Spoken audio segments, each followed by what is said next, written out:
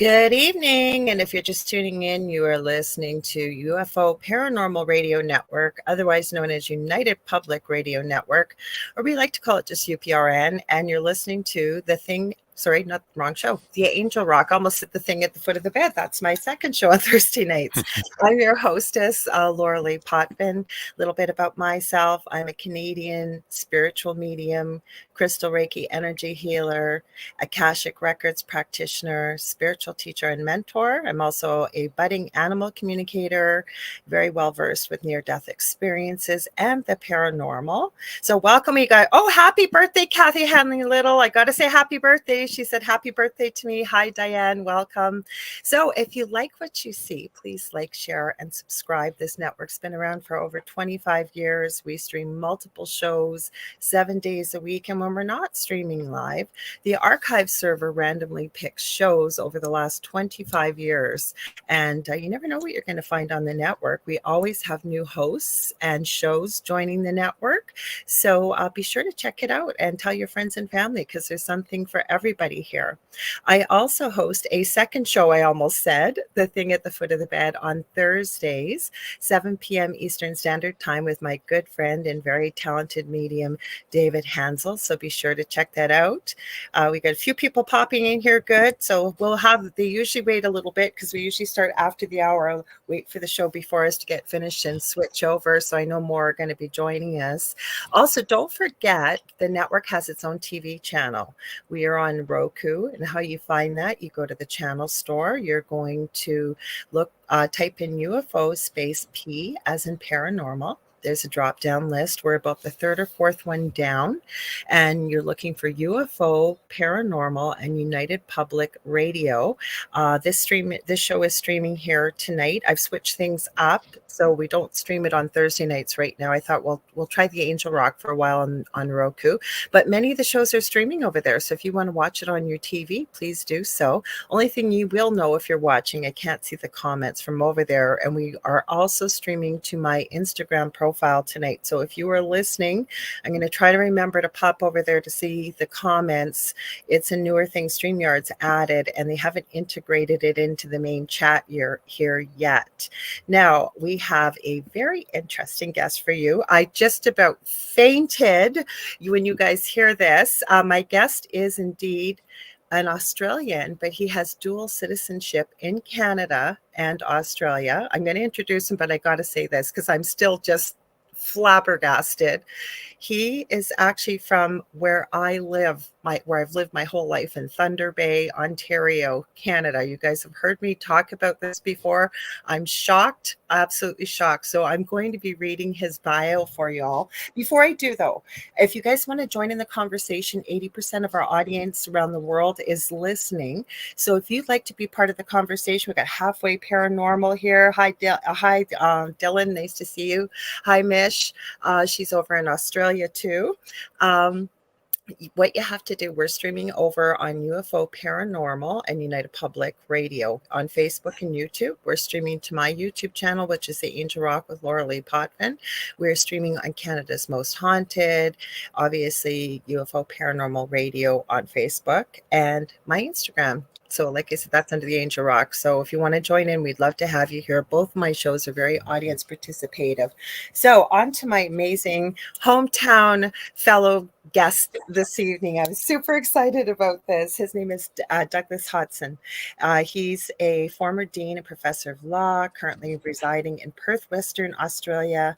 He undertook postgraduate legal study at the University of London before embarking on a 35-year career in higher education in Canada, Australia, and New Zealand as a teacher, researcher, scholar, human rights advocate, and university administrator. And we are going to be discussing his book tonight, Spiritual Revelations Beyond the Veil, and it's all about near-death experiences. Welcome, Douglas. Thank you, Laura, for that wonderful introduction, and greetings from Australia to all of your audience. It's great to be with you, and I'm looking forward to sharing my research findings with you and your listeners. Well, Michelle already added, she says, I'm a South Aussie, and I'm okay with that.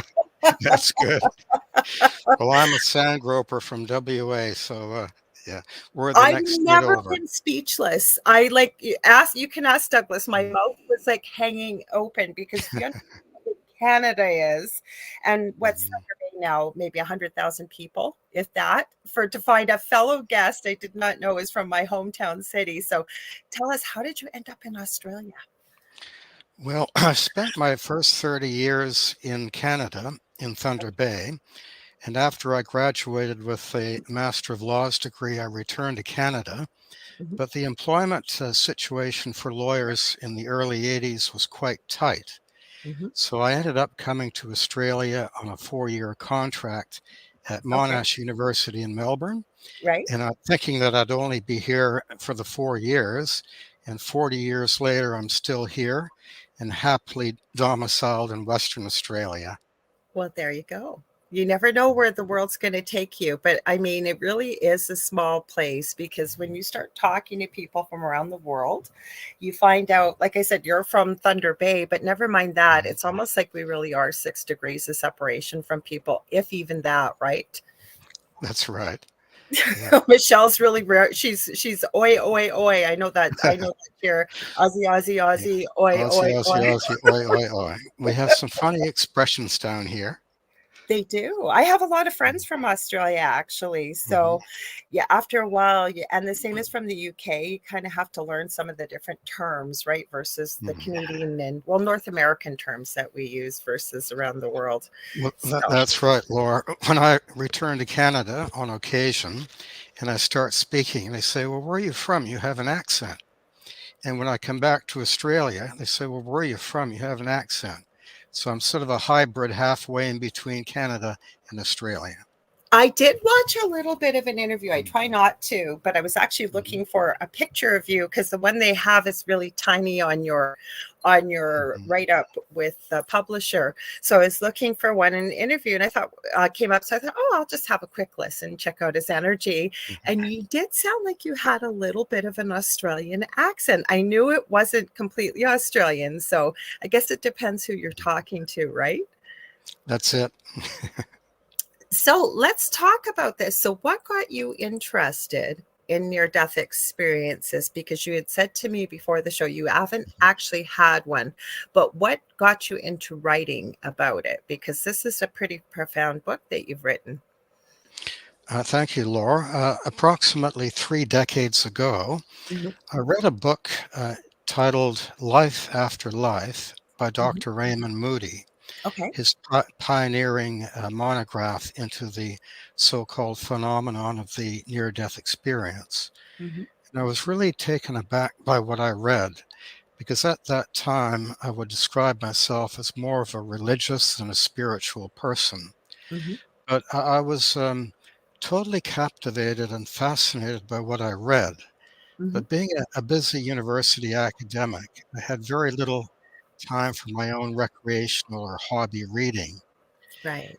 And it wasn't until I retired at the beginning of 2018 that a whole new world opened up to me. And one of the first books that I read was Dr. Eben Alexander's Proof of Heaven, a What a book to start theologian's with. journey into the afterlife.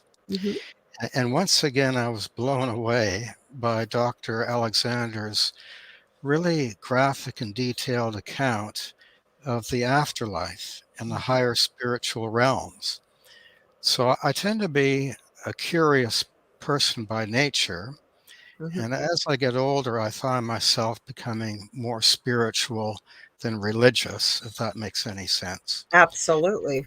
So I began reading all I could on the near death experience. And I actually found the EANS website, the International Association of Near Death. I just mentioned that before we started.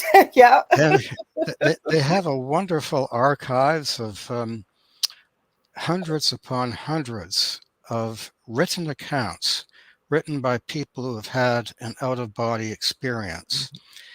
So I began reading them with great interest, and they varied. Some of them were relatively short, others were quite lengthy. Mhm. Some of them were written in very good English, others, the English and grammar, etc., was quite suspect, but it didn't matter. It was the messaging that really mattered. Mm-hmm. And the more accounts I read, the more I found that these people seemed to be saying the very same thing, but in slightly different or nuanced ways. Absolutely. So, being a good university academic, I began collating the information. And lo and behold, soon after that, chapter headings started to fall into place. Mm-hmm. At that point, I wasn't convinced. I wasn't convinced that there was yet a book in it. But then I started reading accounts from NDEs who said, I was at the veil, and the being of light told me that my mission on earth had not been completed, Mm-hmm. that I must return to my body and complete my earthly mission. And part of that mission was to communicate with humanity all of the divine knowledge, messaging, and revelations that had been imparted to my soul consciousness by the light. Mm-hmm. So before they knew it, they were pulled back into their bodies Mm-hmm. and they were left with this very vivid, detailed experience, and they felt compelled to share it with the world. And the way that many of them did it was to write an account of their experience and to put it on the EN's website. So that Right. was the basis of my research material. Mm-hmm. Well, that's, you know what, and Dr. Eben Alexander, they said, what a book to start with, because if anybody doesn't know who he was a highly respected neurosurgeon in his field. And for people listening, I know you know, but he was a staunch atheist, had no belief in an afterlife or anything like this. And I'm going to tell a short version of the story. Obviously, he had came down with meningitis and ended up having a near death experience, or as we call it in the field, an NDE. And he afterwards, his life was changed, and now he writes books, he goes around the world talking about all this stuff. And you hear this over and over from people, especially those that had no belief in an afterlife. And again, what really gets me going, because as I said to you before, and I've said many times on the show, is that I believe I had a near death experience as a toddler. So I'm going to be 59 in August. So it's a little difficult for me to recall the whole experience. But the really strange thing for myself is when people talk about the colors and the music and maybe what they've seen and the communicate, all it comes flooding right. I'm getting goosebumps as I talk. I always say that's my sign for truth. And it's like, I know it, but we don't have the words in the English language to explain it. And it's so profound to hear when people, like I say, will say NDE instead of the big long term. But my whole point is I get upset with people sometimes. I don't say it, but when people say, well, it's a typical NDE, I don't think there is anything such as a typical NDE. Now, what are your thoughts from looking sort of from the outside, but doing a fair amount of research? Well, I agree, Laura, that each NDE is unique, Mm-hmm. just as each soul consciousness is unique to the cosmos. Mm-hmm. But there are common themes or messaging which can be Sure. distilled from the experience. And if I can share with your audience Please do. two quotations that, to my mind, describes the pure essence of the NDE. Okay. First quotation is from a French philosopher, Pierre Teilhard de Chardin, Mm-hmm. and he said that we are not human beings having a spiritual experience. We are spiritual beings having a human experience. Mm-hmm. The other quotation I'd like to share with you and your audience is a Taoist proverb from the Tao Te Ching, chapter 50. And it goes like this: Life is a venturing forth, death is a returning home. That's what I call it. Now, I'd like to return to a number of your previous points. Dr. Alexander was an avowed atheist. He came from a medical and scientific community that had basically been saying for the past 3 centuries, if something cannot be touched or felt or seen with the naked eye, Mm-hmm. or otherwise perceived with our human senses, Mm-hmm. it cannot be considered real. And my experience in reading over 500 NDE accounts is that unanimously they reject that earthly assertion. It's an earthly construct. This is Absolutely. what we are. And the realm of spirit, the world of spirit, is the ultimate reality. So we dream at night and we wake up in the morning. Mm-hmm. We think to ourselves, that dream was nice, but it wasn't real. That our waking earthly consciousness is real. Mm-hmm. But in the ears, when they describe the ultimate reality, they say that our earthly life is a mere dream or illusion, that the ultimate reality is the world of spirit.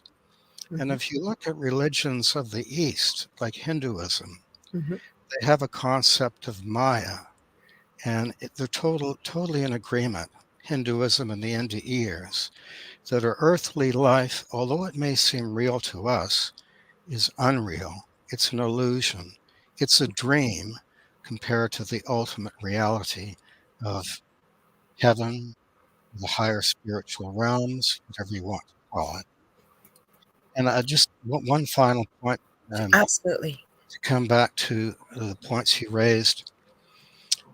Yes, many of the NDErs whose accounts I read, they said that before their experience, they were agnostics or they were atheists. Mm-hmm. They either did not believe in God or they believed in an afterlife or didn't believe in God, or they didn't believe in both. But without exception, they all said that now I have certainty of proof and knowledge of God, the afterlife, and heaven. Conversely, there were many people who said that before their NDE, they were very religious, strictly religious, Yes. but afterwards, in time, they felt themselves much closer to nature. They felt more spiritual and religious. And some of them even found themselves to be pantheists, at one with nature, and Mm-hmm. an intense love for nature. So the points you raised really excited me, and I had to respond to them. Thank you. I love that because these are things that I talk about when I say being a spiritual teacher and mentor. Um, I work with quite a few people because I'm finding we have to be careful what words we use because we're on YouTube here. But over the last almost 4 years, I'm finding a lot of people are waking up, and they're waking up in many arenas, especially when it comes to why am I here? Why am I here? Why do I feel like I'm at a crossroads? Why do I feel like I can't find my life purpose? And so they're starting to seek out other avenues, such as, and I don't want to make it sound elitist, I don't mean it that way, but someone such as myself who's been following this path, and believe it or not, mine started many years ago, but when I really became well aware of what my gifts were, I'd been using them my whole life, was through an extreme, profound paranormal experience. Quite evil, actually. We shared it on the Travel Channel's Paranormal Survivor, and it turned into a full-time job, looking and pursuing, like, where is this coming from? Why are we experiencing this? And I really believe, had I not gone through the experience I did in my previous home, I wouldn't be doing what I'm doing now. But when we liken that to near death experiences, where this began was years ago for me. I remember this as clear as it was yesterday. I was 17 years old. I was going to Lakehead University. I know you may recognize that university from Thunder Bay. I went to Lakehead University too. Okay. I was going in to get my Bachelor of Science in Nursing. It was my first year. And I signed up for a magazine called Nursing, and it was whatever year it was. So it was Nursing 1984. It was the first issue that came. And on the front of the cover, the first thing I saw was, "Why are we always eating our young?" And I went, on a nursing magazine, and it was talking about how, as senior nurses, not having the patience and the fortitude and the strength and the patience to mentor our new nurses coming in, and they're your future. But the most profound thing for me was it was talking about nurses who had witnessed miraculous things and what patients experienced with near-death experiences. And then I was hooked. At that time, I didn't realize I'd had a near-death experience as a toddler. And the first book I read was by Betty Eadie, Enter into the Light, and I was hooked. I was hooked. I had to know everything that was about it. Then I started talking to patients about it, and you knew from knowing a patient beforehand and them having a cardiac arrest and being resuscitated and coming back. And I was explaining this to you before we went live, that I worked nights. So, once the work was done and I became a nurse to become be with people, not to do all the technical stuff, although I loved it. And some of the things these patients would tell me, you knew darn well that when they said it was like I left my body and I was on top of the ceiling and then I was able to go wherever I thought. And the things they were explaining there, and I understand that hearing is the last sense to go, whether we're in a coma or we're transitioning from this life back home, as I call it. But there were things they knew and things they had saw that you knew they had no knowledge of. And to me, there is no question that there's an afterlife. There isn't. And though I would refer to God as source, and that's usually what I have found with people with near-death experiences, that they will refer to God as source. Have you found that yourself? Yes, Laura, the NDEs tend to use varied terms. Some Mhm. of them use God, Yeah. many of them use source, and in Mhm. my book, I actually use them interchangeably. Mhm. Some people refer to God as the supreme being or the Oh, yeah. Mhm. universal consciousness or the universal data structure.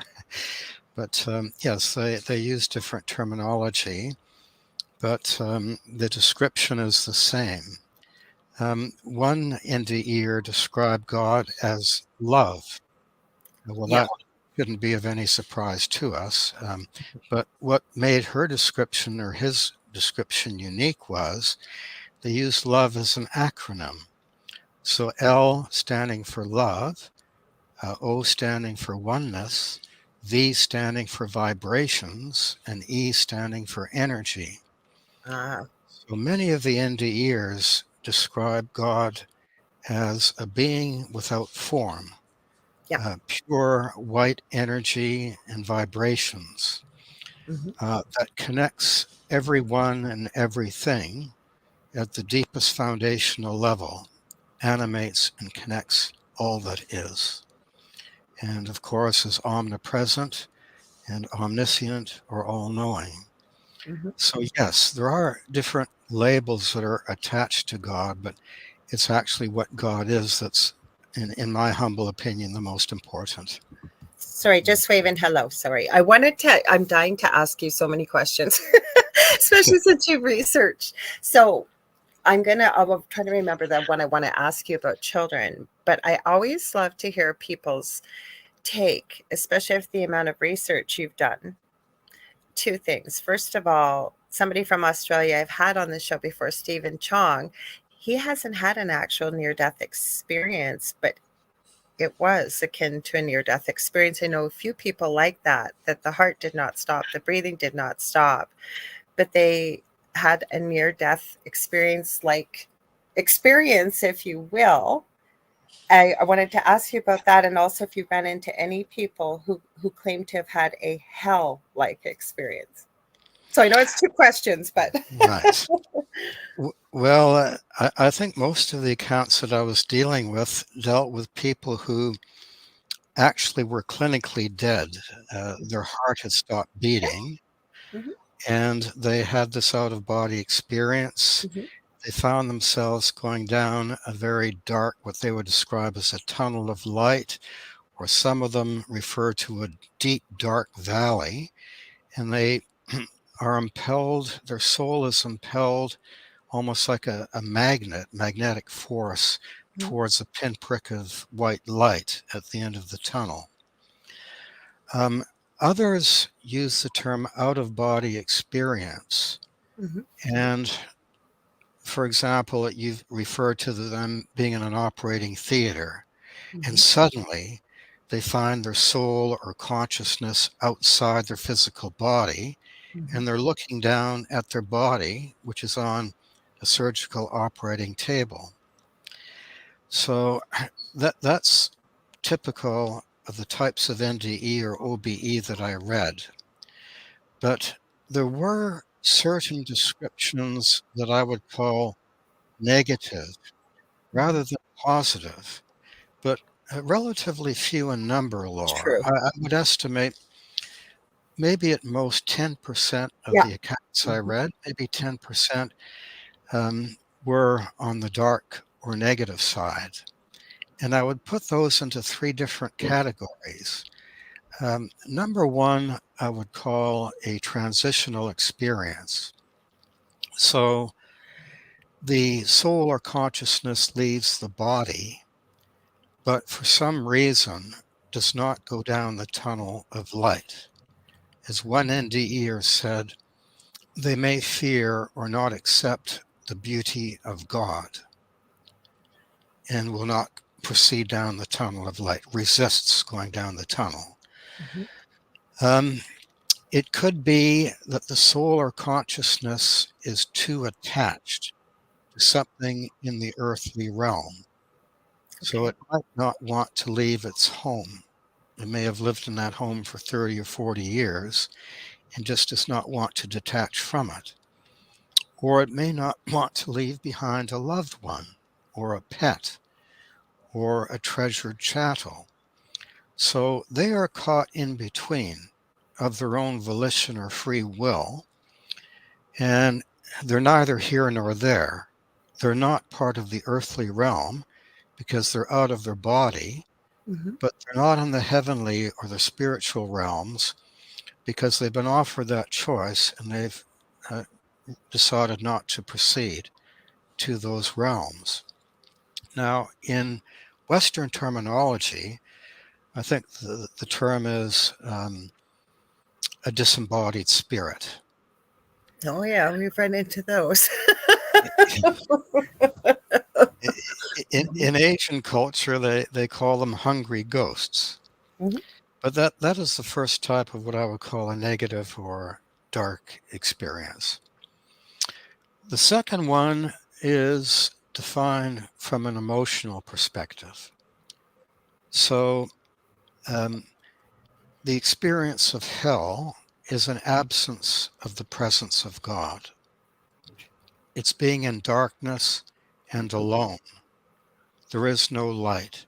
There Mhm. is no evidence of the presence of God. And this has been described as a type of hell. The third type of hellish or negative experience I would describe as a sensory experience. Mhm. And I can give you two examples. Okay. One example was where the soul or the consciousness was being accompanied by a being of light. It might have been the guardian angel or a spirit guide. And for whatever reason, and apparently, according to the NDEs, everything happens for a higher purpose. The soul was taken to a very dark place of negative energy, and there was screams of wailing, anguish, Mhm. Yep. pain, and suffering. And the soul or the consciousness was being cocooned in the white light of this being of light.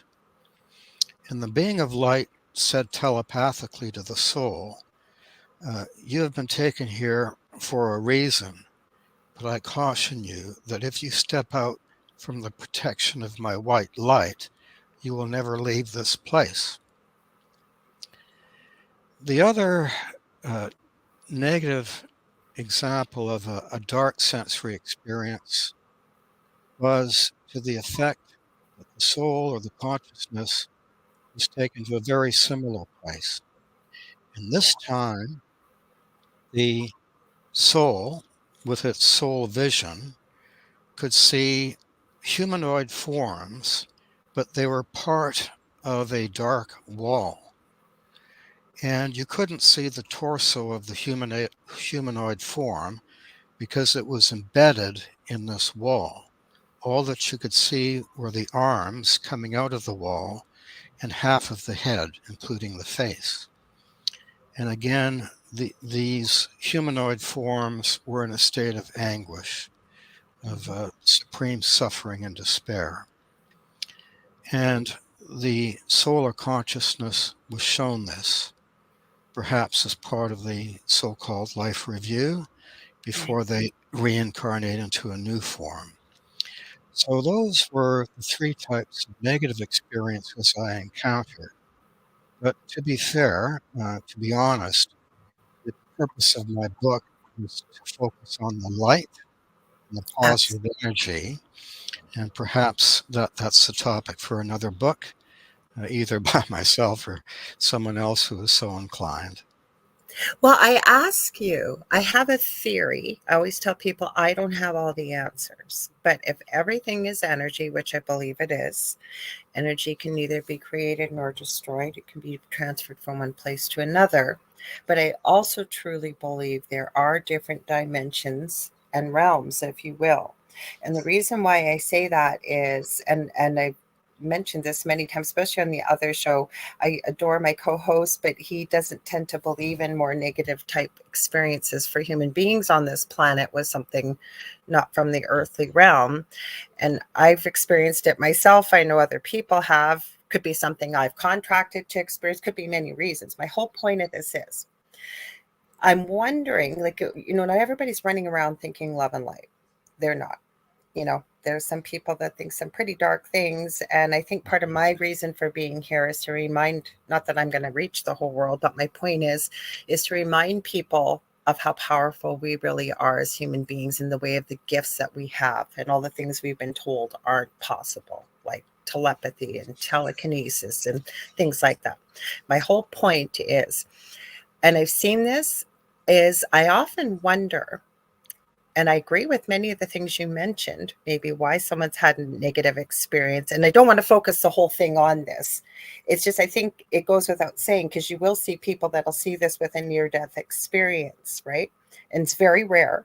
But I'm wondering if their heart hasn't quite stopped, like maybe there's 1 or 2 beats per minute or so, or you know what I mean? They haven't quite left the earthly realm. And instead of when we leave, we either pop out of the body, like you said, I want to call it the earthly body, the soul, whatever. I like to call it the soul, right? We pop out. But if we're not quite there, and instead of coming from earth, the magnetic pull right back home, that they get stuck in one of these more lower, deeper realms. You know what I mean? Where the negative energy is, where negative things are or could possibly be. So I always ask people about this when they come on to talk about near-death experiences, because like I said, I don't have all the answers. I'm just still trying to learn. And I wonder if that makes sense. Because just to add to that, I love this podcast on YouTube. It's called the Next Level Soul Podcast. Have you heard of it before? No, I haven't, Oh, Laura. you got to check it out. Oh, it's awesome. It's Alex, I think Ferrari is his last name. I think he was a director in Hollywood. And now he's been pulled towards doing this podcast. So there's people from all walks of life, including people who have had near-death experiences. He had one woman that has had 4 so far. I can't even imagine 4 NDEs. And she's not an older lady. Like, she's maybe in her 40s and comes back each time with something new and something different. And you do hear about people telling their stories once in a while of a negative experience. So you've given me lots of food for thought here to think about, because I don't think I've heard about all of these things you've shared tonight about that. So thank you. Well, Laura, if I can add to what you've said, there could well be levels of hell, if I can put it that way, but I didn't read anything to that effect in the NDE accounts. Mhm. What I did read was that at least one NDEer said that there's not just one heaven, there I've heard are multiple heavens. that. Now, interestingly, Muslims believe the same thing. Mhm. Islam says that there are 7 heavens, Mhm. one on top of each other. Mhm. And if you look at Eastern religions, such as Jainism, they refer to the concept of ascending heavens. Mhm. So, by corollary and by logic or by reason, there may be descending hells, if I can put it that way. Mhm. But I'm not sure in terms of your premise about people leaving the body but still having a heartbeat, and Mhm. that's why they're experiencing these hellish experiences. I cannot really usefully comment on that because I don't And that's recall okay. I just thought reading I'd anything ask to for that it. Mhm. effect. Mhm. But it may well be that, that they somehow enter these uh, lower realms of existence for their own edification or evolution of their soul consciousness. I agree because it could be anything too from the religious dogma. They're feeling guilty maybe about something that they did on this earth and believing that hell Mhm. awaits them. I mean, there's many different reasons, right? It just as many reasons as why we come here. And every one of us is here for a reason, as I'm sure you've probably discovered with this spiritual journey. There's a Yes, lineup, from what I understand, with connecting with my own guides and teachers on the other side.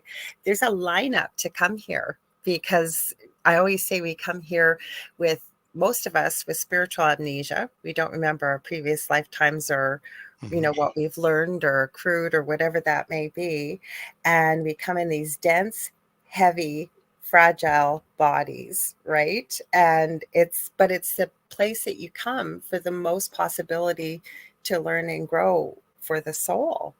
Did you find that in your absolutely, research? Laura.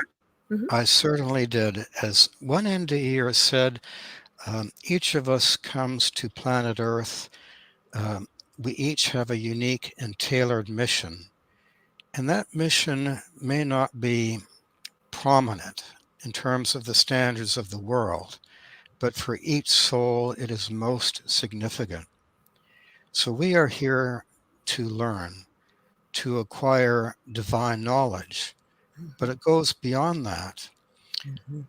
We are here to learn what unconditional love is, Absolutely. the purest form of love, a love for all that is, a love that does not attach strings to its flow, a love that does not differentiate or distinguish in any circumstances. So we will be asked in our life review, how did you treat others? Did you manifest unconditional love and assistance towards them? What did you learn? And particularly, what did you learn from any mistakes you might have made? Um, Also, it's a universal law, so I understand from the end to ears, that earthly life, we are intended to have problems and challenges, trials and tribulations, Mhm. because that's the only way our soul learns, evolves, progresses. So, most of us, when we encounter an obstacle in our life, we tend to grizzle, we complain. But the end of years, without exception, say, hey, this is an opportunity. Look at them positively. Mhm. That each obstacle or burden in our life is an opportunity to discern what particular lesson we were sent to this realm to learn and to master. And you're quite right. According to the NDEs, when we come to planet Earth, we live, we leave a state of virtual all knowingness, and we come here and the delete button is hit, and we Mhm. forget most of the divine knowledge. There must be a higher purpose for that. I'm sure there is. But I'm quite excited about this. Thought of something else. As another NDEer said, trust your intuition. Mm-hmm. because you might know something and you don't recall ever reading it in a book or ever being told of it by Mm-hmm. someone, but you just know it's true. It's a fact. It's part of universal knowledge. Claircognizance, Yes. And clairsentience. The NDEs say trust your intuition Mm-hmm. because that is what you know in between incarnations in the world of spirit. Mm-hmm. But when you come to planet Earth, most of the divine knowledge is erased or wiped.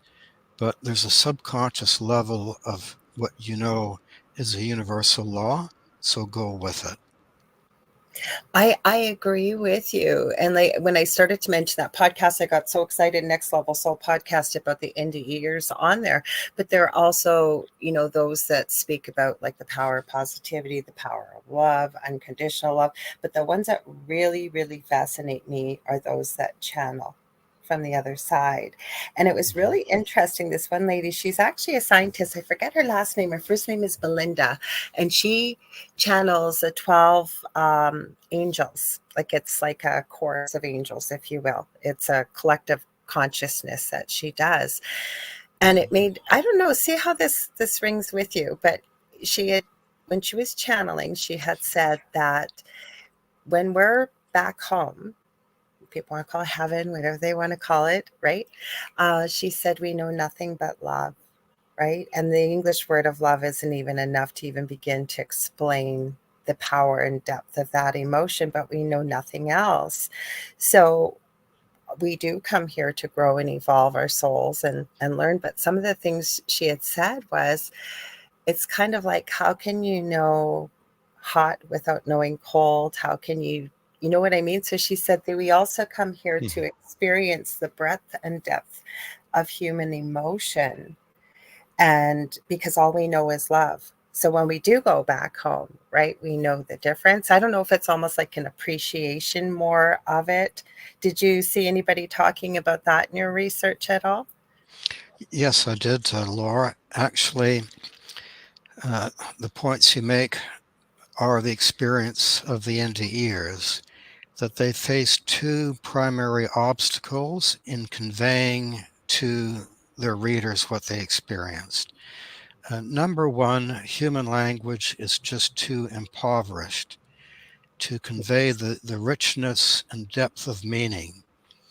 One NDE described it this way: it's like trying to depict a magnificent sunset by drawing it in sand with a stick. It True. just cannot be done. You can never do it justice. Hmm. The other main impediment to conveying the richness and depth of the experience is that we are confined to the earthly realm. All we've known during our incarnation is our earthly experience. Hmm. And unless you've had an OBE or an NDE, you've had no experience. You've not lived or sensed the higher realms. Hmm. So, as you say, it's a bit like trying to describe an orange if you've never seen one or tasted one. Hmm. So, those are the two main impediments. Hmm. But they all say that they cannot do justice to what they felt and experienced in the higher realms. Hmm. And they say that negative energy is not permitted to enter into the higher spiritual realms Yes, nothing but because love. it is incompatible with unconditional love. Hmm. So what is allowed into the higher realms? Well, of course, unconditional love, peace, bliss, euphoria, acceptance, forgiveness, patience, beauty. All of these things are what the NDErs describe as positive energy. And if you look at the sacred scriptures of mainstream religions, it would be considered to be divine virtues or universal ethical principles. Hmm. So they experience this, they come back, and they try to explain it, and they feel hamstrung in their attempts to do so by these impediments that I've referred to. But many of them, to their credit, do a magnificent job. And I agree. there's one, if I can share with you and your Please audience, do. Hmm. one particular description that I read of the ultimate reality. And this NDEer said that my experience was like reading a book on a hot summer day. You're sitting under a tree and you're deeply engrossed in the book that you are reading, so much so that you lose all track of the time and even where you were. So suddenly you're startled and you put the book down and you realize that you're sitting under this beautiful tree on a hot summer afternoon in the countryside. And this NDEer said, life is like the book. We become so absorbed in our earthly incarnation with accruing power, wealth, fame, etc., that we lose sight of our cosmic perspective. So putting aside the book, putting aside our human life or incarnation, we reconnect with what truly matters, with all of these universal laws and the divine knowledge. So I wanted to share that with your viewers. And that is one of the best descriptions I found of the so-called ultimate reality, or as you've referred to as home. I do. It just feels that way when I feel into it, going home. And I don't know if it's maybe some of the things I've looked at, but some people have had so many different profound experiences rather than, many people describe the light and going through the tunnel, but I've heard other people talk about going with their guide. They didn't know who this being was, but they knew they were pure love, but they traveled throughout the whole galaxy and the universe, and they were trying to Mhm. explain what they were seeing while they're going through it. There's another one, I forget his name, and he's talked did a talk for Ions on YouTube. He was on the Next Level Soul podcast, and he was talking about, he was very successful, happily married, had a little baby, and had a 3-year-old, and they got in a car accident. And his wife died instantly, and the baby died instantly. And the little guy, the 3-year-old, was still alive. And he had an NDA, and he wanted to go with his wife. And his wife told him, no, you have to be there for our son. And he had a horrific recovery. But I remember he explained, and it was a dream. And he actually was back home, and he got to hug his wife to say goodbye finally. And Mhm. his baby picked the baby up in the crib. Did you hear? I forget what his name is. I want to say it's Brian. Every time I hear him speak, and I'm not a crier, I'm just in Mhm. tears because he speaks so beautifully. And to explain this experience, it's so profound. Did you find different experiences like that at all with your research? Actually, Laura, I've had that experience myself on Oh, more than really? one occasion. Yes. I've never had an out-of-body experience or an Mhm. NDE, but I've had very vivid lucid dreams of the final farewell. It's more like an au revoir Mhm. until we meet again. Yes. So it's not a final A goodbye. bientôt. Yes. Until we see each other So again. I Mhm. can relate to what you've just said. But many of the NDEers do report that when they're at the veil and they're not allowed to cross over, they can't. Because if they cross over, then they can't return to their earthly body. But beyond the veil, they see humanoid forms and they consider that some of those would be deceased friends, family, relatives, acquaintances. Mhm. So they're waiting there for us. So some of them, in fact, one of the NDEers said that if you're involved in a catastrophic accident, and apparently we feel no pain. True. So shortly before the impact, we Mhm. are cocooned in God's love. This is what the NDEers say. Mhm. So we experience physical death, It's the release or separation from the body of the heavenly umbilical cord. And the soul then travels down the tunnel of light.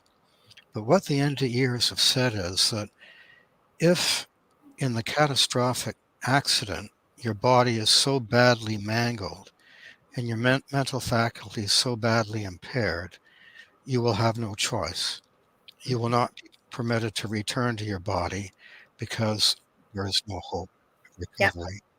So you must proceed through the veil or through the archway or cross over the pond, what have you. So that is what I recall the experience of catastrophic accidents. Mm-hmm. But most of them are able to return because they have not been injured that badly. And in any event, their life mission is not finished. Mm-hmm. They may have dependents that they must care for, or they might have a wider mission, but their mission isn't finished. And that's why they're not allowed to proceed through the veil, even though they very much like to, because emotionally they're in a state of nirvana, utter peace, happiness, bliss, euphoria, etc. And when they're told by the being of light, you must return to their body, and many of them argue. They say, no, I'd like to stay here. I'm enjoying it too much. Before they know it, the magnetic pole pulls them back and flood back in the physical bodies. Some of the ones I've looked at, though, and it's interesting. Like I said, I've run into quite a few people for some reason. Maybe I'm just meant to that haven't really had an NDE. I don't know. Have you ever run into Garnet Michael Schulhauser? He's Canadian. He's a lawyer. He met his spirit guide on the street and a homeless man named Albert. I had him on my show. He's fascinating. And Albert never had an NDE, but Albert took him all over the place. Like he claims he did go back home. I've met a few people like this that have told me. I had two people on my podcast on my previous network didn't have a clue what I was doing, and I said yes to a show Monday through Friday. Don't guess. I don't even know how I did it. So the first week I was on, I had two people that didn't know each other. Neither one of them had had a near-death experience, but they'd had like an OB, out-of-body experience. The two of them were finishing each other's sentences about buildings on the other side, and it was mind-blowing. And I wish to God they never gave us copies of our previous episodes. Like I said, Stephen Chong, who's from Australia, he's coming back on actually for those of you they were really interested, like, because people are very interested in this topic, right? Because that's the biggest thing, the fear about what happens to us when we die. And he didn't have a near-death experience. He had a horrific fall off of a ladder, and he had what you might call an OBE. But he too was able to explain sort of what happens in a near-death experience. So the way I look at this is, I think, like, our life, I don't think is predetermined, but I think we contract for certain things to happen throughout our lifetime. Maybe we've contracted it in, we know the way we're going to be living our life generally, and it gets us back on the right path or whatever it may be. Did you find that in your research too, or did you find something different? No, I did, Laura. I found about a dozen or so accounts that described what I would call the so-called soul agreement. Mm-hmm. And there's something similar that can be found in the Tibetan Book of the Dead. Okay. But it out of over 500 NDE accounts, I only discerned about 12 of them that had referred to this concept of a soul agreement. Mm-hmm. But the soul agreement, apparently between incarnations and after we've had our life review, we, on a collegial basis, communicate with our spirit guides, our guardian angels, and perhaps even God on the layout or the overall or overarching plan of our next incarnation. So basically, what continent we're going to be born on, the approximate length of our lifetime, um, the type of family we're going to be born into and the circumstances of the community that we are born into. And those overarching parameters are contained in the soul agreement. And apparently, they cannot be unilaterally changed or modified by us, by the soul consciousness. So when we are born, that has already been predetermined, the length of our life on Earth. However, that said, how we live our life very much depends on us. True. We get to choose our life experiences. That's why we are given the gift or privilege of free will. Agreed. We can choose our own life experiences, the people we meet, the career path we follow, the places we travel to, etc., etc. It's up to us when we reach the proverbial fork in the road, whether we choose the higher or the lower ground, whether we embrace positive energy or what religion would call the divine virtues or universal ethical principles, or if we follow the dark path of negative energy, because we are here to learn, to evolve and progress our soul consciousness. And if we follow the light, the positive energy, or if we follow the dark negative energy, that will impact on, of course, our next life review and our next incarnation and the quality thereof. So, as part of the life review, the beings of light caution us. They say you must be very careful in the free choices that you make, because even inadvertently, you might think that you're making a completely innocent choice, but that may negatively impact on countless others. So, in exercising our free will and in determining the choices we must make, we perhaps should not act that spontaneously, but to act according to divine wisdom and knowledge in making those choices, because as the life review will teach us, many of the choices we make, we don't realize, even in our thoughts, let alone the words we choose or the actions we take, will have ripple effects on countless others. Absolutely. So if we manifest love to another person, that person in turn, because we were kind to them, they will manifest kindness and assist others. And we get to see that in our life review.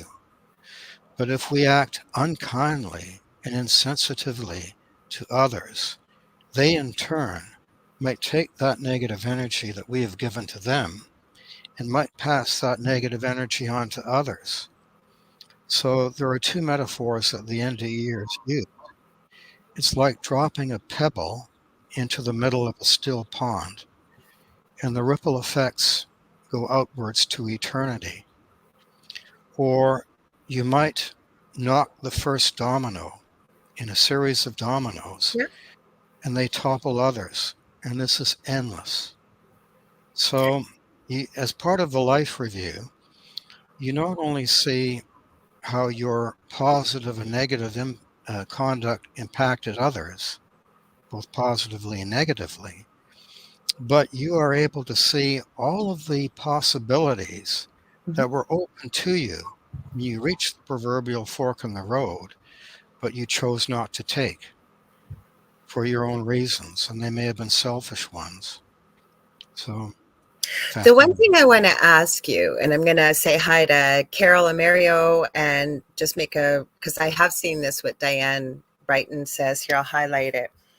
And she says, I met Gabriel in my near-death experience at age 4, and I had a choice to stay or go back. I have seen that quite a bit. But before we talk about that, I do want to ask you, because From what I understand from a life review, that it's not punitive. The only person who's the hardest on you is yourself. And from what I understand, is that yes, indeed, I agree with what you say here about you review what you've done in life, including there was one lady I was looking at her near death experience, and she had done a lot of charity work and big things and got a lot of, notoriety and publicity for it. And so in her life review, she said she was expecting to be applauded and, like, look at this great thing you did. And the biggest thing for her coming back, she had said, that, which was so astounding, was it wasn't those things that she learned the most from or anything positive really came out of it. It was the little tiny things that she did for other people in kindness, that exactly what you said with the ripple effect, and what a profound experience it was for that other person, say a little elderly person needing help putting groceries in the car or what have you. But as I understand from the near death experience, though, that not it's not punitive, the life review, because from what I understand, yes, your guides will be with you, could be loved ones, it's usually your guides or angels, but it's ourselves who are the hardest on ourselves when we see the choice that we made that maybe wasn't made in love, it was made in selfishness, and how horrible we feel about it when we see or we get to experience the feelings that other people experience because of our actions. And then at the end of it, the person is asked, I understand that, but what did you learn? There was no punishment with it in any way, shape, or form. And I'd love to hear what your research showed you. Sure, Laura. You raised some really interesting points, and I'd like to respond to each of them. Okay. Unanimously, the NDEs say that we are not judged by the source on a reward punishment basis. Mhm. And the NDEs were told by the light that many of the social, cultural, and belief systems that we have on Earth um, impede or hinder our ability to understand eternal truths and universal laws. And the NDEs say that we judge ourselves. We don't Yes. really judge ourselves. We are not condemning ourselves, but we are life reviewing ourselves with Uh-huh. the assistance of a being of light. Yes. As you said, and as one NDEer commented, why is that so? Because we are our harshest critic, We sure are. but we are led through it. And With love. it is. And No, it's but with love, we're led through it with love, right? Like we're not left to feel these horrible feelings, judging ourselves. That's what every case I've looked at, the person has said, and there's this being of light with nothing but love and saying, okay, Mhm. what did you learn from it? Right? Exactly. And one of the NDEers said, in the life review, there's no praise or blame. True. And all that you've done on earth is not so much wrong. Wrong is a pejorative term, but what you did was not helpful to progressing your soul or your consciousness. It Mhm. did not progress your evolutionary journey. And if I can come back to Dr. Eben Alexander's book, Proof of Heaven, Mhm. he indicated in his book, if I can recall correctly what he said, he was told by the light that there's nothing that you can do that is wrong. True. And, and that baffled me when I read his book. What does he mean by that? Because surely there are many things that we've done in life that are palpably wrong and unethical. But I think this is the point, that it's the life review is done with love and compassion, Mhm. and it's an exercise in self-realization. And if you look at Indian religions, such as Buddhism and Hinduism, Mhm. what is enlightenment for a Hindu or a Buddhist? It's simply a recognition that there is only oneness, only monism, Mhm. no such thing as dualism as we experience in the earthly realm. True. We are separate. We live in a realm of separation and separateness. The observer and the observed are different. You and I are looking at each other half a world away.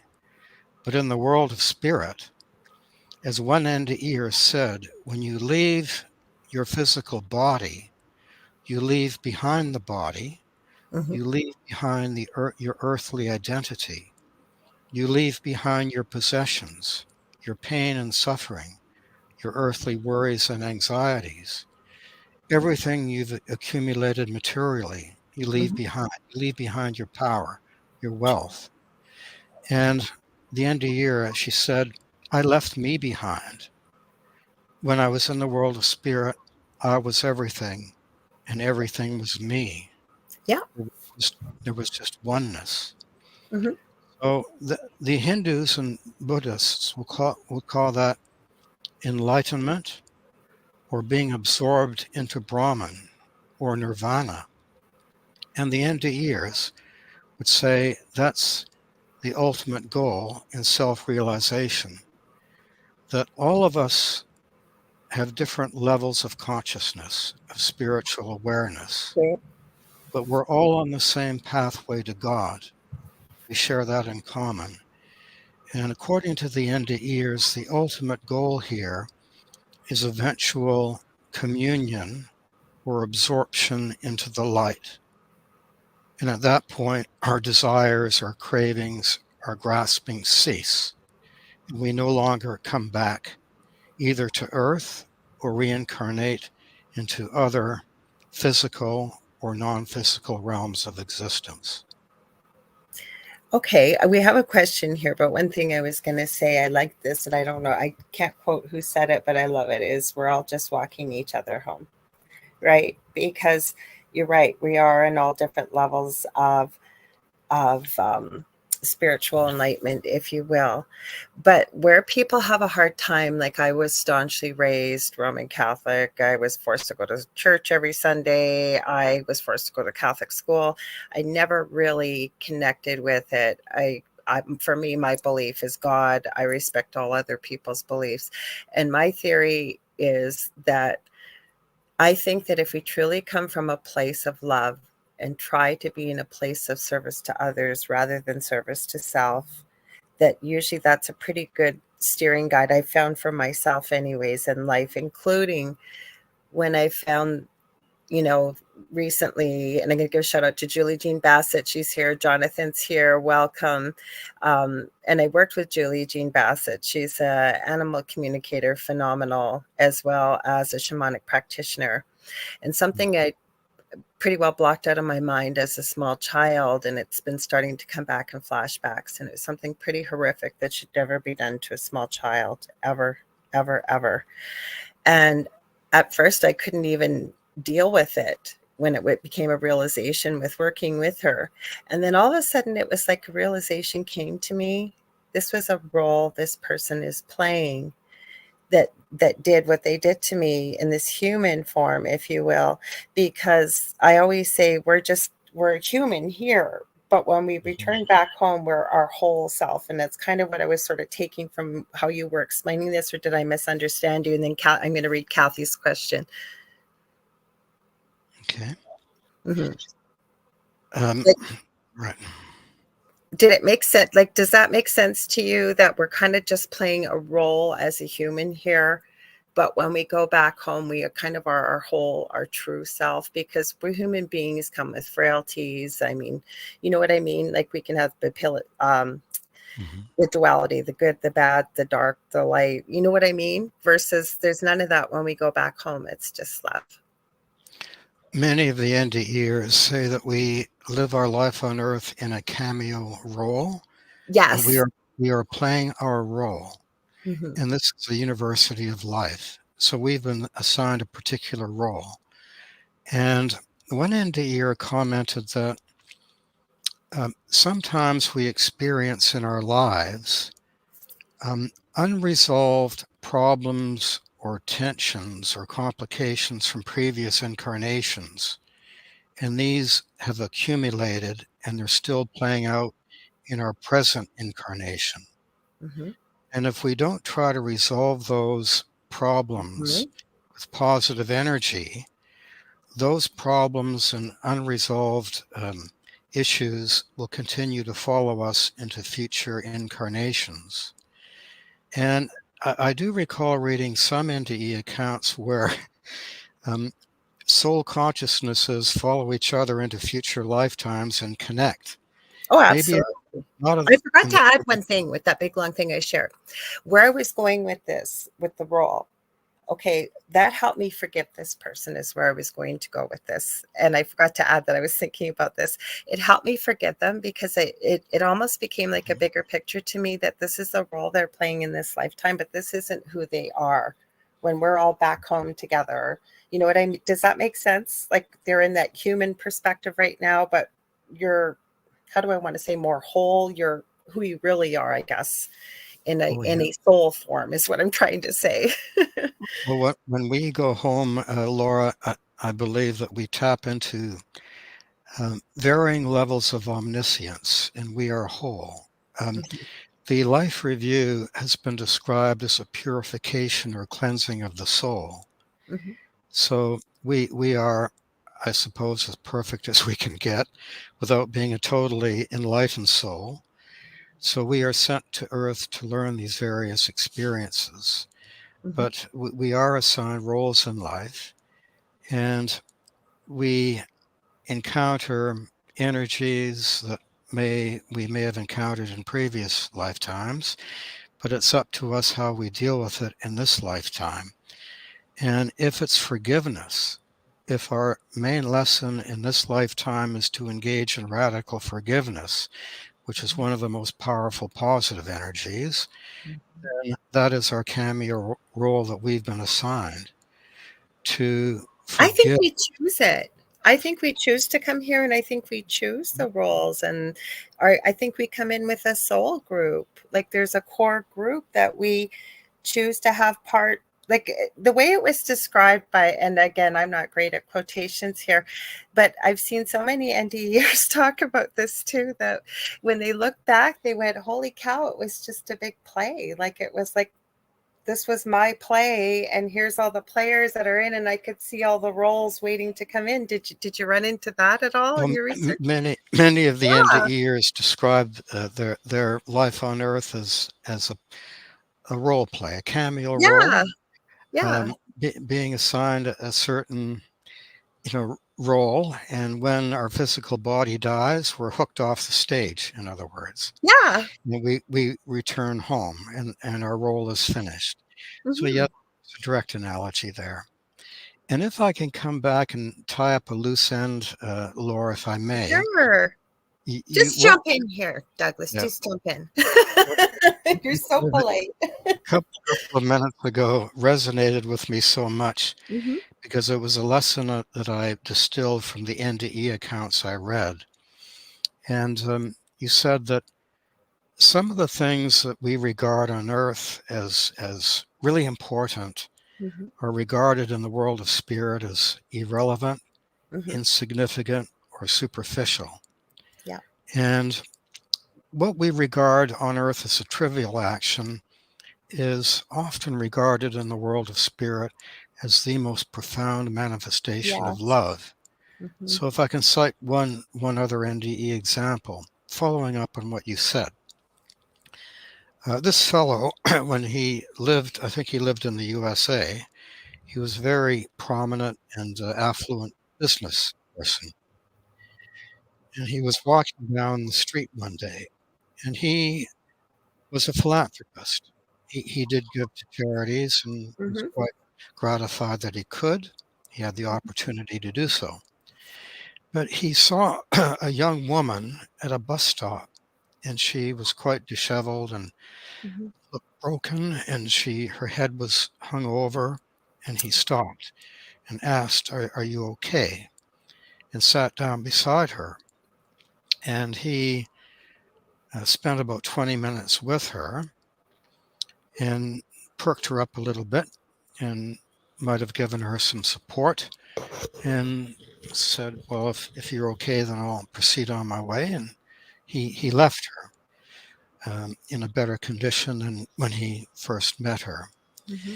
Now, on his life review, he was asked, "What did you do in your life that was not motivated or actuated by the prospect of personal gain?"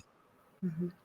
So he came to mind, well, I was a regular uh, charitable giver. I Yeah. gave to all of these different charities. Mm-hmm. And the being of light said, no, no, you have much more profound manifestations of love during your earthly lifetime. And he had actually forgotten this experience, but he was shown in the A lot of instantaneous. people do, right? They say that they forgot about these little things. And the being of light said, "You helped this young woman. Had you not intervened, she was going to take her own life. But in the end, she resolved not to because of the kindness you manifested towards her." And that is the point. That is the point here. That those things that we regard as important on earth are not considered so in the realm of spirit. It's the small kindnesses that matter. And if you look at the Holy Quran, there's a chapter in the Quran called the small kindnesses. These are things that we've probably forgotten that we've done, but they are considered in the realm of spirit to be the most profound manifestations of love. One example was feeding a stray cat and taking it to a temporary shelter. Mm-hmm. Or the example you gave, as you're leaving a shopping center, helping an elderly person with their bag of groceries. These are the things that really matter in the They realm of do. spirit. And this, I believe, Laura, is what is to be communicated to humanity at this point in human history. I believe we're on the cusp or threshold of a great spiritual era in which the unseen world, which has hitherto been largely unknowable to us, Mm-hmm. is now being revealed, thanks in no small part to the revelations which have been brought back by the NDEs from the veil. And if I may be permitted to indulge myself in another quotation, Please do. again, it's from the Holy Quran, from chapter 17, The Journey by Night, verse 85.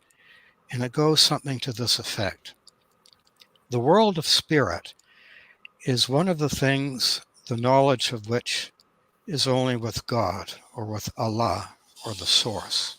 Mm-hmm. Humanity has been given only a little knowledge thereof. But I detect in the last 5 years or so that this knowledge of the unseen realms has been opening up exponentially Mm-hmm. due to the NDEs, to people such as yourselves who've taken on board the task of sharing the light with others, by Reiki masters, by people conversant with communicating with angels. In the realm of spirit, which was mostly the province of the source or God up until now in human history, Mm-hmm. for a higher purpose, which maybe we don't know at the current time, but ultimately it will be revealed. This is now being shared with humanity. And this is the main purpose of my book, to answer the questions that really matter, which up until now have been considered metaphysical. Metaphysical in the sense that they cannot be answered by science or medicine, by an objective study of material reality. So many of us, at some point in our lives, we think, well, is there God? Or is there a source or a supreme being? Is there a heaven? What happens when I die? Some of us might fear death. When I die, what happens?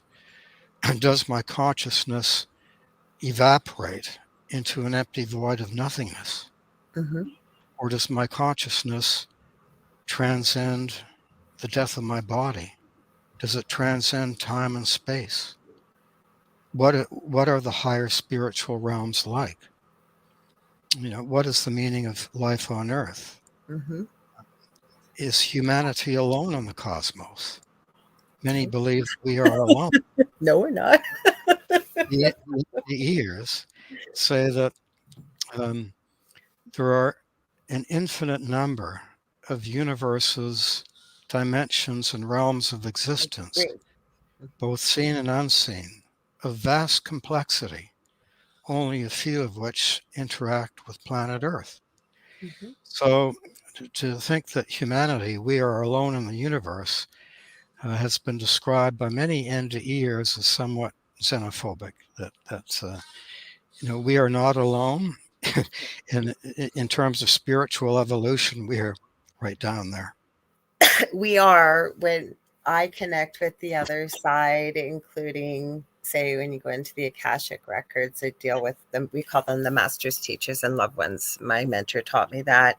And there are beings from other realms, including ascended masters and angels and elementals. And I mean, I could go on and on and on, right?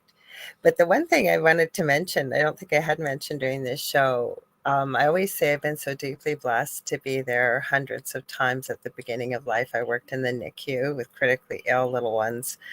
And then when I worked out in the community, when I hurt my back, yes, I did lots of technical stuff and program development and what have you. But the thing that really touched my life and changed my life, and I almost didn't take that job, was I started, it was called, for those of you that aren't from Canada, but it was called the Victorian Order of Nurses, and it still exists today. And we did community nursing.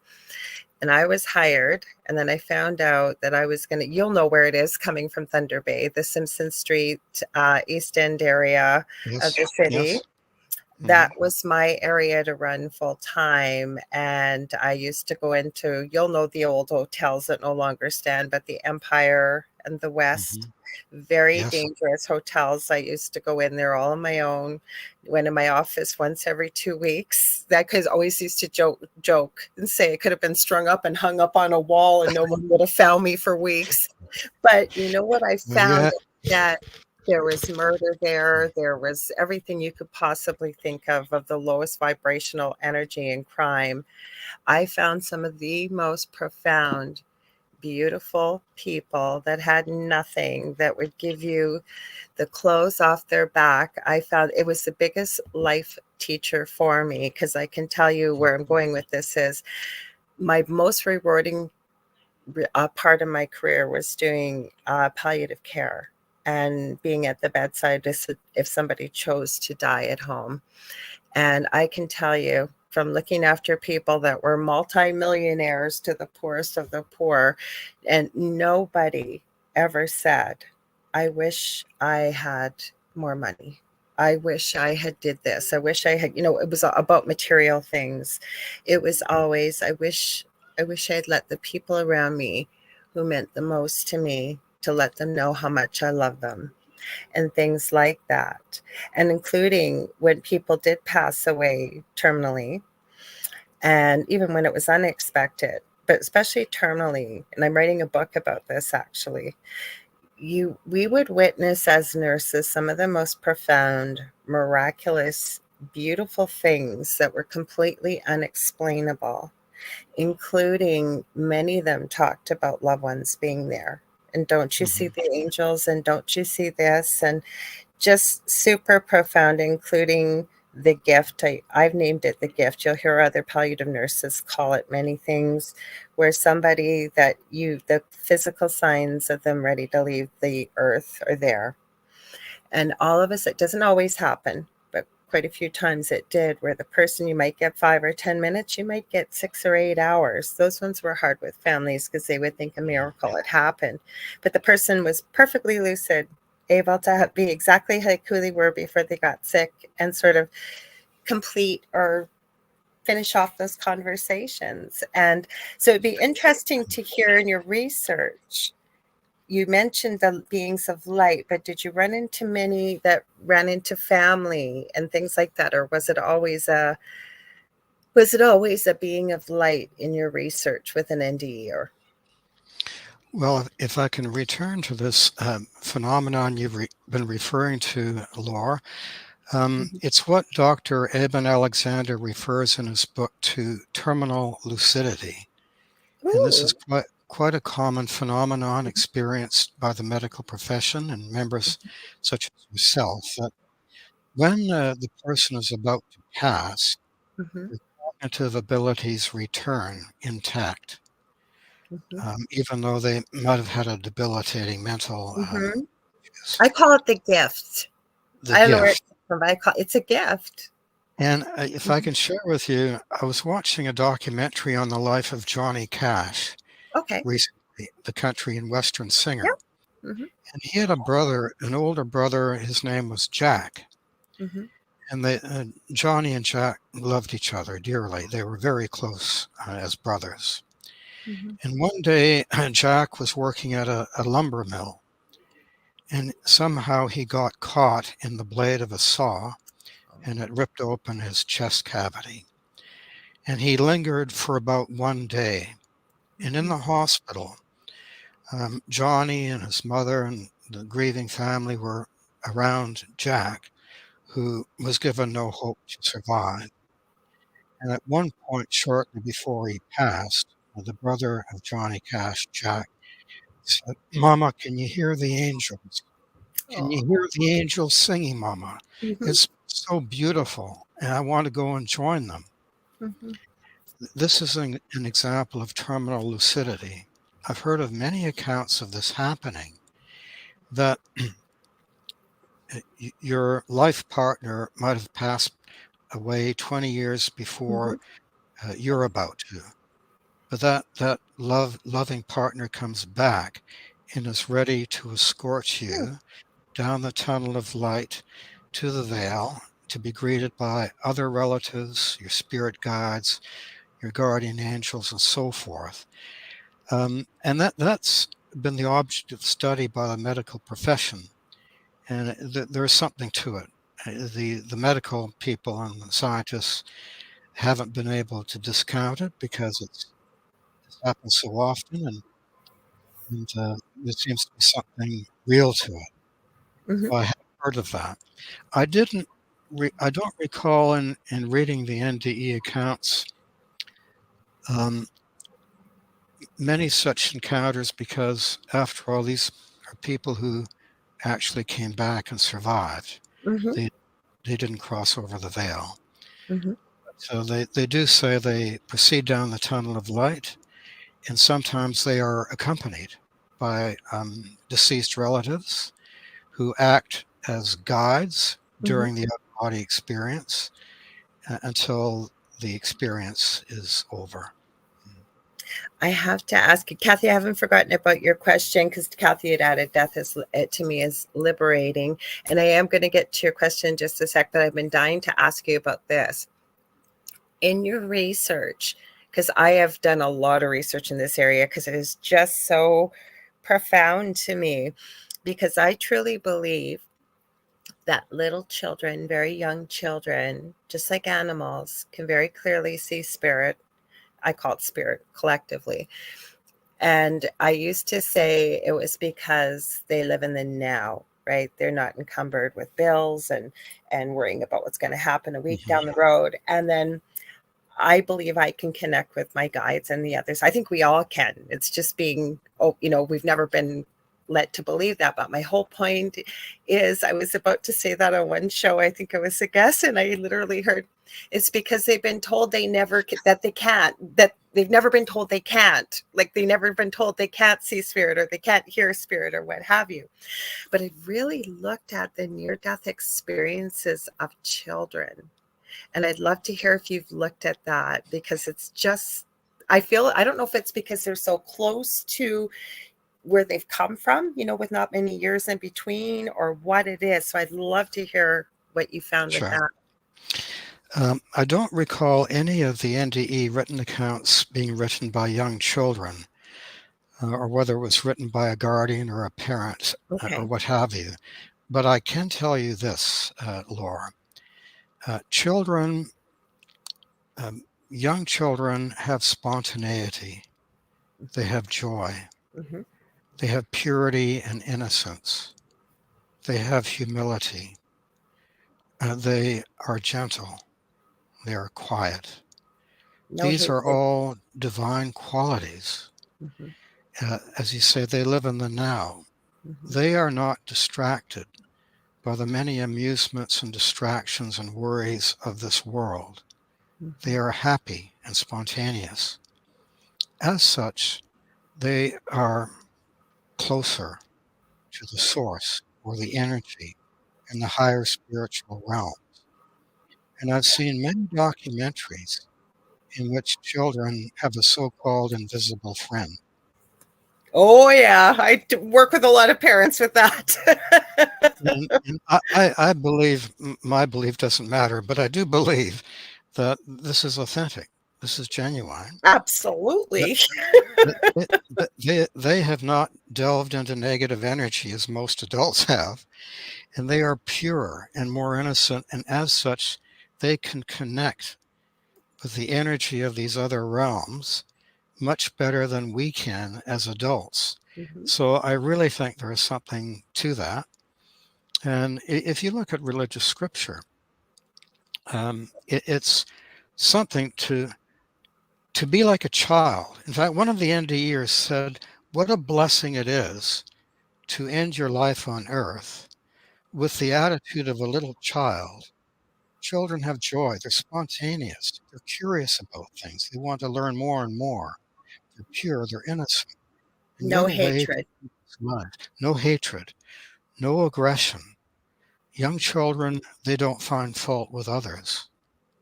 They don't have fear. Mm-hmm. Fear is one of the greatest negative energies that we have. Some of us fear living, others fear Absolutely. dying. But that's another main message of the NDEs. Fear is a human or earthly construct. It is a really intense form of negative energy that holds us back from the light, the energy of the It's source. the chains that bind us because fear is what's, again, when I was talking about end of life, the regrets people had. Go do it now. Don't wait till you lose those 30 pounds or I'm going to do this once I do that. Do it now. And the only thing that stops us, people will, as a spiritual medium and psychic, people will ask me questions. Well, should I do this? Should I do this? You obviously are feeling the call to do it. And there's an old saying, jump in the net will appear. And I know it's very cliche, Mhm. but it's true. And what people forget too, that all we have is now. That word's already in the past. We can't change it. I just said now. All we can do is move forward. And, and you'll see, and I'm sure you've seen this with your research with NDEers, the fear is gone. There's not a fear of death. They know that we're looked after. They know why we're here. They know that we're here to live life and experience it to its fullest and utmost. Would you agree with the research you've seen? Yes. The NDEs say that when our soul leaves our physical body, Mm-hmm. the only thing that we can take with us is the love we've manifested to others. Mm-hmm. That love that we gave others is ours to keep for an eternity. Everything else we leave behind. And that is what Eastern mystics call detachment. Oh, Detachment interesting. from the world. Mm-hmm. That issues of personal power, notoriety, fame, material wealth, etc., we can't take them with us when we die. So why do we preoccupy ourselves with them during our earthly incarnations? Because people want fame, they want power, and then when they get, and I always ask this to people that are exorbitantly wealthy and they continue to try and accrue more and more wealth, and I'm not trying to be judgmental, it's just like, when is enough? Like, I always say, if I ever won the lottery, all I'd want to do is make sure my children were financially comfortable. I'm financially comfortable. And then the rest, like I said, I adore animals. My co-host David and I always joke, if we won the lottery, well, we don't joke, we would do it, is open up an animal rescue for people, or you know what I mean? Like help others with the wealth. There's enough of everything on this Absolutely. planet. Mm-hmm. Absolutely, Laura.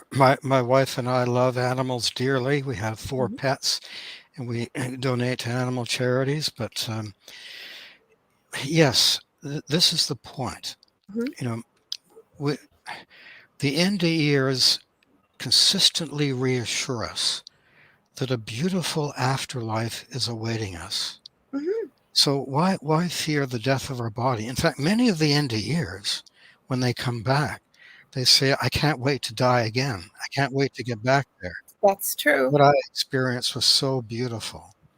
You But know what? I Earth, was so glad that you said. I want to throw this in here quick. Sorry, but you brought this up, and then there's so much I could talk for hours about this because it's so incredible, and I wish more people would know this instead of being afraid. But I have not met one NDE that has come back. Maybe there has been one, and I always say if there has, maybe it's because they needed to experience what I'm about to say, because for whatever, to learn something from it. But every single person, either in mediumship or NDE years, their soul leaves the body before the actual physical death happens. And then us as people on this, the family that's left behind and what have you, we torture ourselves with the thought of what our loved one went through, that they always report they don't experience the actual physicalness of their death. Like, say it's something very painful. When they go back, I've seen many talk about,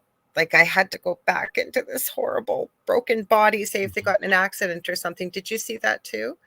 I did, Laura. A number of NDE accounts said that if you have had a chronic disease or illness, Mm-hmm. you Mm-hmm. of course suffer with that. Mm-hmm. But at the moment of death, the actual death of your physical body, it's painless. Mm-hmm. It's a simple, Easy as peaceful going to sleep. transition. As Yes, easy as going to sleep, they always say. exactly. It's like going to sleep without going to sleep, Mm-hmm. because you enter realms of elevated awareness and expanded consciousness. Mm-hmm. But I've also heard what you've just said, that coming back to your body, when the being of light said, "No, you can't stay, you must return to your earthly life," that coming back and being forced back into your human body is uncomfortable, because our physical body essentially entraps our soul or consciousness. It's dense and heavy and clumsy. Exactly. Yeah. Exactly. It's like a caterpillar. And when we die, our physical body dies, we turn into a butterfly. And we leave our dense lower vibrations behind and enter a realm of higher vibrations and Mm-hmm. elevated awareness and expanded consciousness. And I'd like to come back to another point that you made that again excited me. I can't help myself. The eternal now. Mm-hmm. This is it. Buddhist philosophy says we must live in the now, the present moment. Because if we're always thinking of the past, worried about the future, we can't undertake our daily tasks wholeheartedly or undistractedly. We will always undertake them superficially, or in the past or in the future.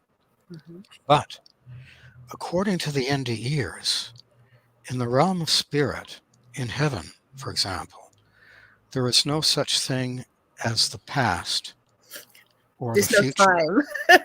time. Time, time as we experience it on earth is linear or Mm-hmm. sequential.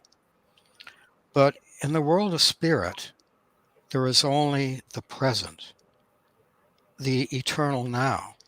However, the present, according to the NDEs, includes everything that has gone before and everything that will ever happen. Mm-hmm. So, our spirits or our consciousness, when we're in the world of spirit, we transcend the restrictions of earthly time and space. we can Absolutely. essentially become time travelers.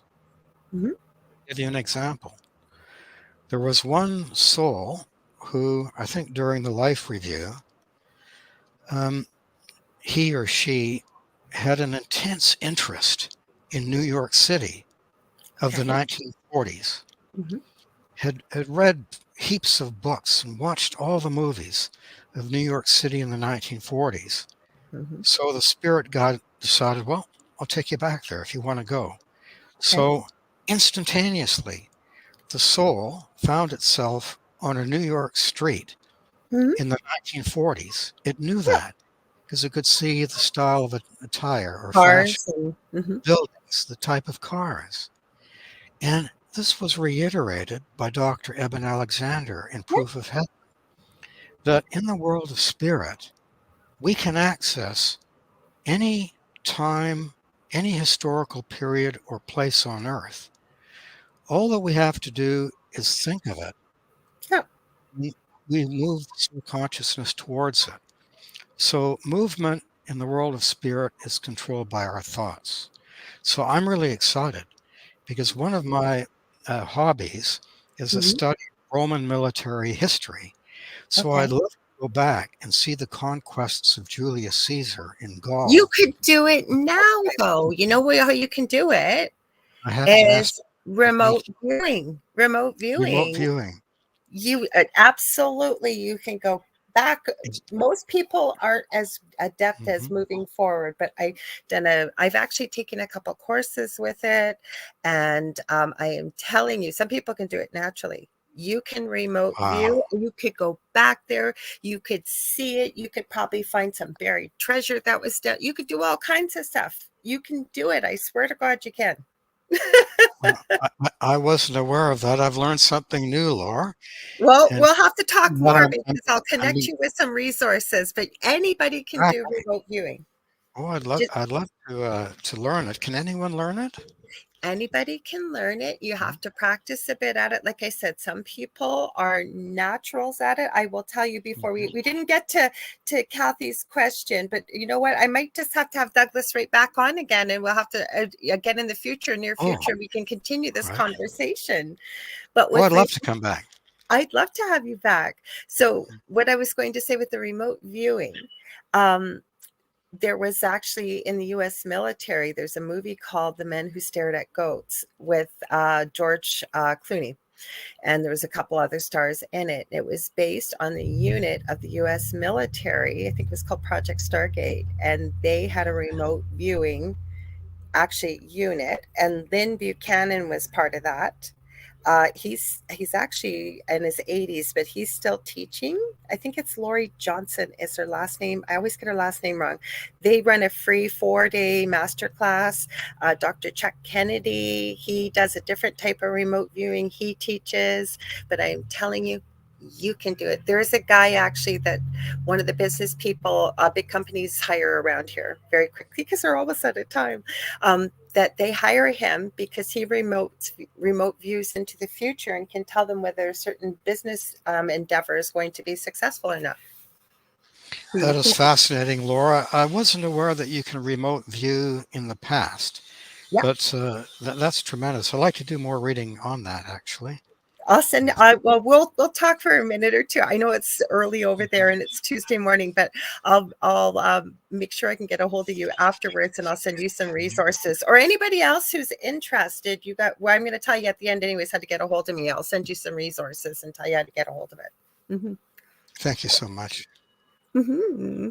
So people shared some wonderful comments. Sorry, guys. You know, we pull up comments, and a lot of you shared some really profound experiences that you either went through having your own NDE or that you experienced when you were at the bedside with a loved one. And we really appreciate the comments that you left here. So thank you for sharing them, even if we didn't get a chance to read them. But we only got a few minutes left. So how can people get a hold of you? Because this isn't your first book you've written, is it, Douglas? No, no, it isn't, Laura. I wrote a book that was published last year Mhm. called Transcendental Spirituality, Wisdom, Okay. and Virtue. Oh, I And love it it. looks at 12 of the world's mainstream religions from Mhm. the East and the West and it identifies 36 universal ethical principles which binds or unites these 12 religions together. But what Ooh. I found was that in terms of this religious diversity, there's an underlying spiritual unity. And that spiritual unity was reflected in my second book, which I've spoken to today, Mhm. in terms of positive energy. And I'm Ooh. excited to tell you that in August, I have a third book coming out called The Near Death Experience and Sacred Scripture, The Parallel Messaging. Well, So, you're going to be coming on more than one more time because you're going to have to come on and talk about the new book. I didn't mean to cut you off, but so quickly, what's it about the third one? Because you're going to have to come back and talk about that if you will. well, it closes the loop, so to speak. It examines the distinct similarities and parallels, the uncanny parallels between what you can find in sacred scripture of both Eastern and Western religions and what the NDEs have reported in terms of what they learned at the Veil. So Ooh. this is out in August, Okay. and I'm excited to talk about that book as well. So I'm happy to come back on Oh. the program. I'm very sorry I didn't get a chance to address the comments or questions of your audience, That but they understand. They were very vested in the conversation because sometimes we have, like, I have so many things I wanted to ask you, but we didn't even get to. well, I'm a very open person. I'm quite happy for your listeners to contact me by my personal email. It's dchodson53 at gmail.com. And I don't Okay. mind if they want to contact me and ask me questions or say, yeah, that resonated with what I experienced. So, yeah, happy to Everybody's do that. leaving great comments. I'm highlighting them right now. Everybody's enjoyed you. We'll have Douglas back on. This is some of our regular crew that's usually here that left the comments. And I always put up a banner on all social media platforms so people know when you're coming back on. And then you guys, if you're open to it, please share. We'll get it. I wanted to hear more about this because I'm always fascinated by people who do the amount of research that you've done with near-death experiencers. So I really appreciate that. Lastly, though, before I tell people where to get a hold of me, where can they buy your books? Well, Amazon US or Amazon Canada, Okay. Kindle, through my publisher Zero Books, www.zerobooks.com. Mhm. Most online booksellers, Barnes and Noble, Indie, Hive, yeah, Okay. chapters in Canada. But I Okay. very much connected with you, Lori, in terms of what you've experienced and Mhm. what I read in the NDE accounts. There was a remarkable synchronicity.